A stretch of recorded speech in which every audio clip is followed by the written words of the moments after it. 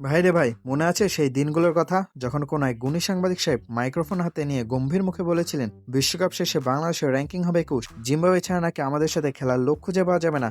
শুনে তো মনে হচ্ছিল আমাদের ক্রিকেট টিম বুঝি ব্যাটের বদলে ঝাড়ু নিয়ে মাঠে নামবে। কিন্তু ওস্তাদ, পাড়া মহলার টুর্নামেন্ট না, এটা আন্তর্জাতিক ক্রিকেট। বাংলাদেশের মানুষ তো আর এমনি এমনি বলে না টাইগারদের কখনো গুণে শেষ করা যায় না। সাংবাদিক সাহেব ভেবেছিলেন আমরা র্যাঙ্কিংয়ের সিঁড়ি দিয়ে নিচে নামতে নামতে পাতালে গিয়ে ঠেকবো। ওনার কথা শুনে জিম্বাবুয়ের প্লেয়াররাও হয়তো পাসপোর্ট রেডি করে বসেছিল, চলো ভাই বাংলাদেশ তো শুধু আমাদের সাথেই খেলবে। কিন্তু ঘটনা কি হলো, 2028 বিশ্বকাপ আসতে এখনও দেরি, অথচ আমিনুল ইসলাম বুলবুলের হাত ধরে বাংলাদেশ টিম অলরেডি কোয়ালিফাই করে বসে আছে।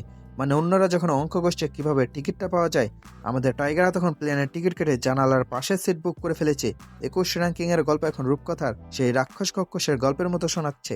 আসলে বুলবুল ভাই যখন টিমের হাল ধরলেন তখন অনেকে বাঁকা চোখে তাকিয়েছিল, কিন্তু তিনি তো সেই মানুষ যিনি বাংলাদেশের টেস্ট ক্রিকেটের প্রথম সেঞ্চুরিটা করেছিলেন। ধৈর্য আর জেদ ওনার রক্তে। সাংবাদিক সাহেব যখন মাইক্রোফোন নিয়ে র্যাঙ্কিং গুনছিলেন, বুলবুল ভাই তখন ড্রেসিং রুমে বসে জয়ের ছক কষছিলেন।